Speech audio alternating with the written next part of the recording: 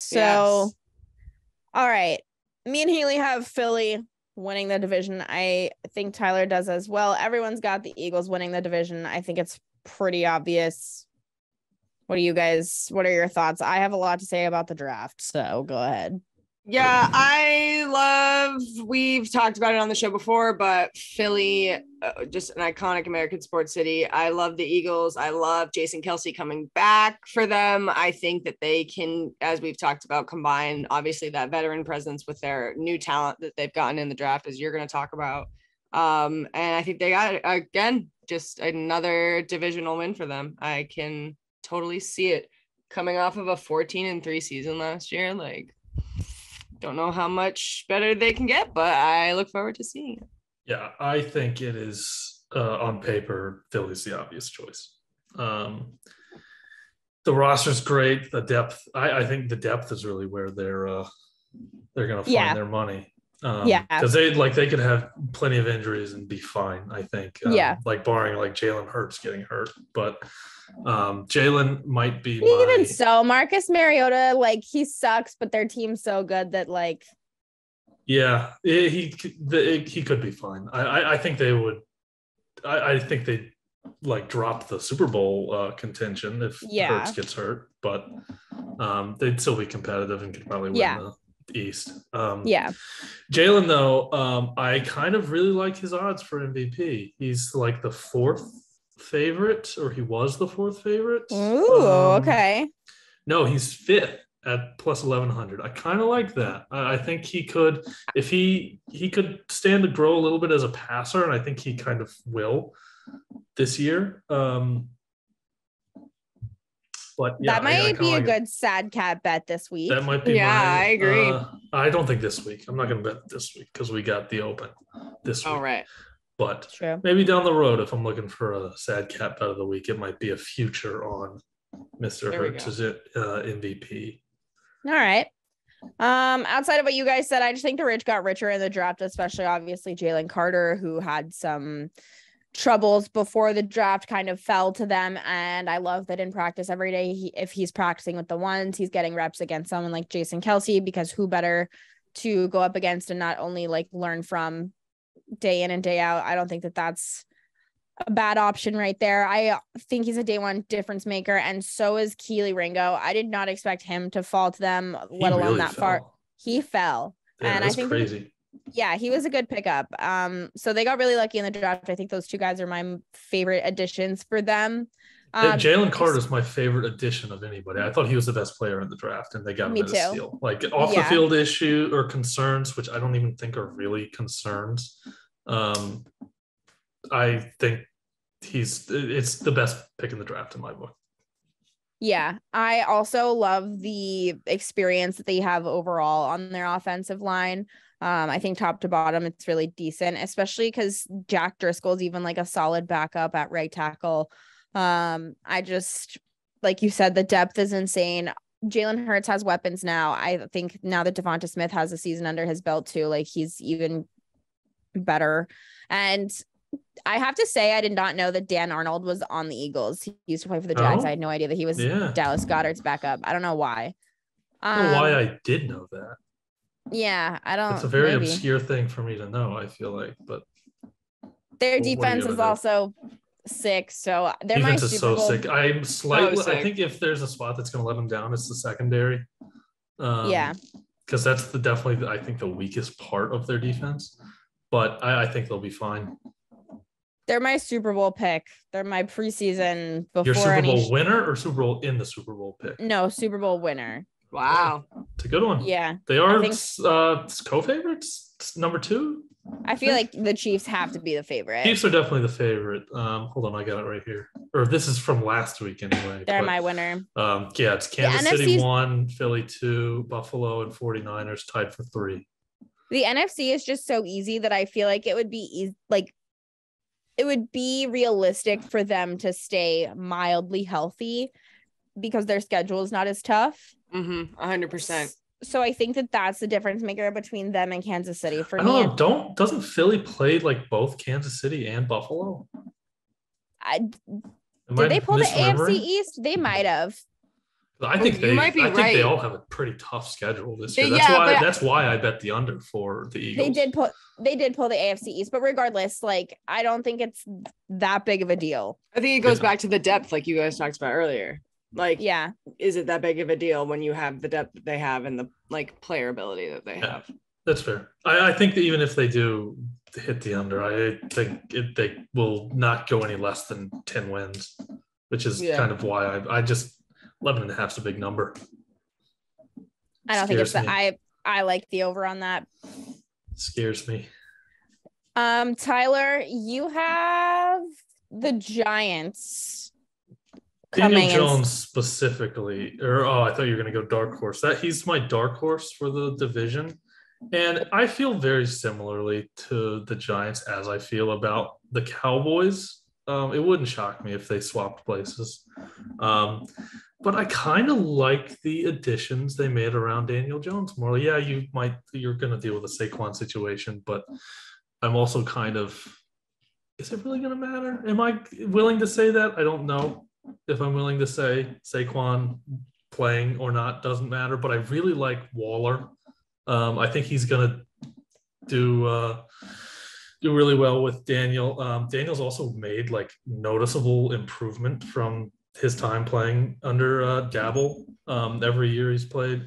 Paris Campbell, I think, is a guy that a good addition from Indianapolis last year. And even Jalen Hyatt, I don't think he's been doing too well in camp, but on paper, I really like what they've done around him. And I think he could make a lot of improvement this year. I not enough to beat the Eagles in my book, but I think they'll be a good team. I have Dallas beating them because I don't have a ton of faith in Dallas's coaching and their ownership, obviously, but I think that on paper, they're a better team than people are giving them credit for. I don't think the depth is anything outrageous, but they have better starters than the Giants do.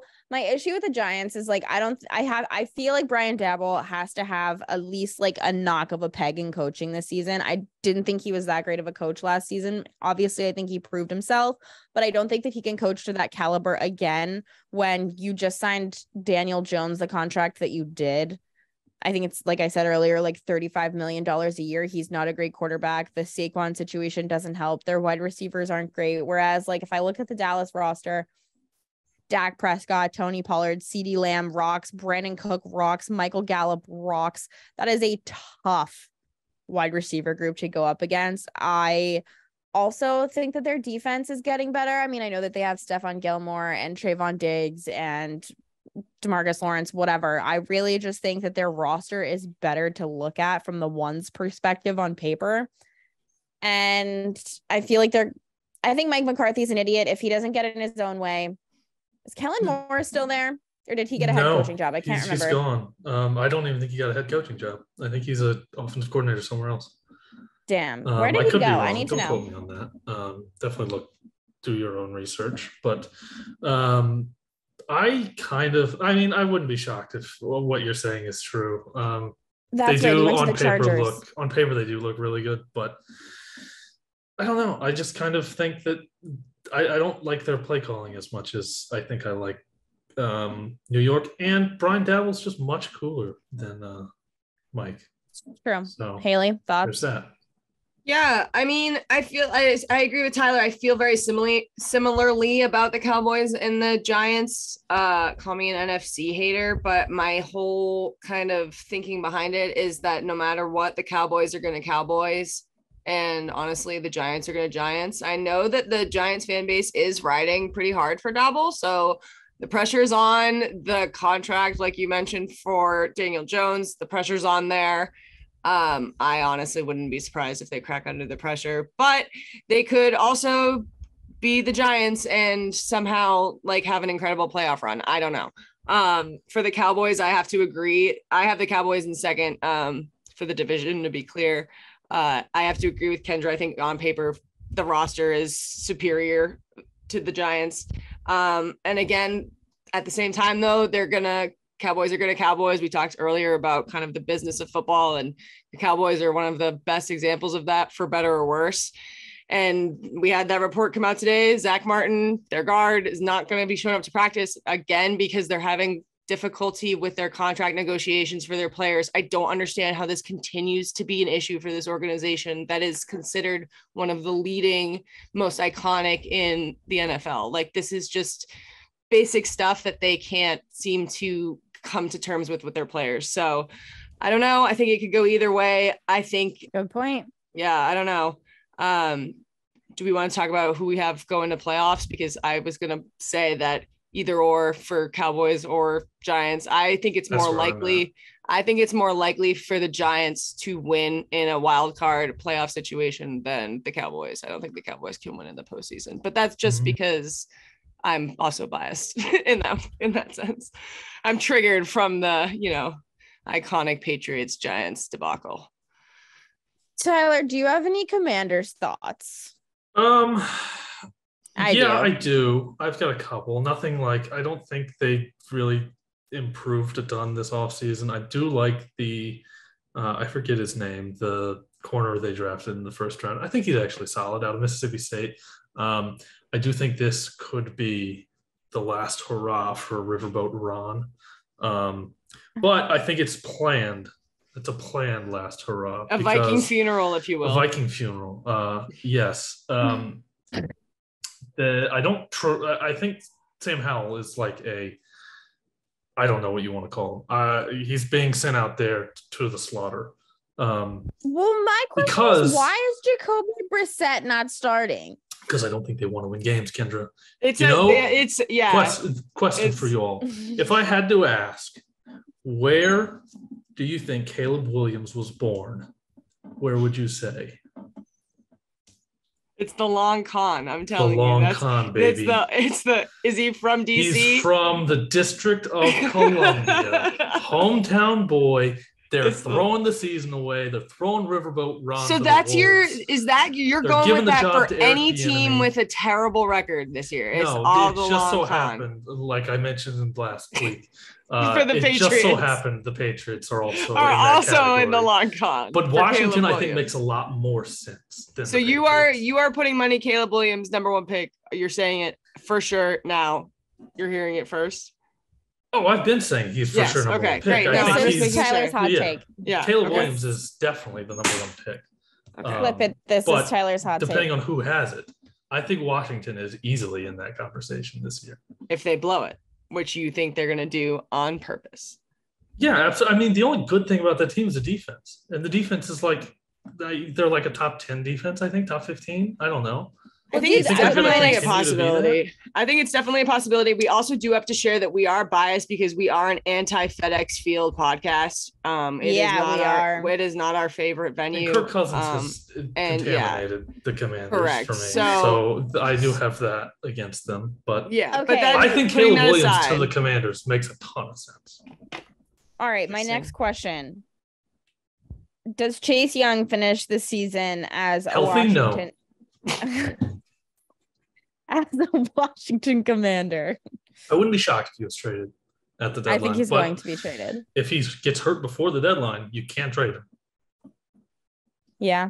And I don't know if I trust him not to get hurt before the deadline because he has never stayed on the field. It's true. All right. You said your dark horse, Tyler, is Daniel Jones. Haley, yours coincides. Yeah, we are. Again, we're on the same page together this week. We both have the Giants. I'm sure you have much deeper thoughts, so I'll just touch on it real quick. Like I said earlier, mine's the Cowboys. It's the Cowboys. Oh, well then I'm an idiot. Sorry. My dark horse is the Giants. The Giants. So I'm with a little bit of both of you, which is very exciting. I'm just gonna go back. I could see it being either of them. I mean, that's how I feel too, I think Tyler. It's kind of a coin flip. Yeah, I agree. I think they could both surprise me again. Like the Giants just trigger me. I know that if they can get into a situation where they can really make a run, I don't know, but maybe they can't. I mean, I say that and you look at last season, they finished 9-7-1. Like I don't know. It's a thing where I think the pressure is on. I think the Cowboys are on paper the better team, but I think the Giants are on paper the better run organization. I would agree with that. So I think it's just kind of a coin flip. Either one of them could be number 2. But who knows? The NFC East is a wild place. It is. Anything's It's kind of this was crazy. Just like preparing for this one. Nobody's repeat champ. How do you say that? We haven't had a repeat back-to-back champ in a long since time. 2001 to 2004. The Eagles they won like what is that? 4 years, 3 years in a row. Yeah, that was back when there was 16 games and you could go 8-8 and win that division. Yeah. Iconic. All right. We have any other comments before we move on? No, I got nothing. Those are our NFC Beast thoughts.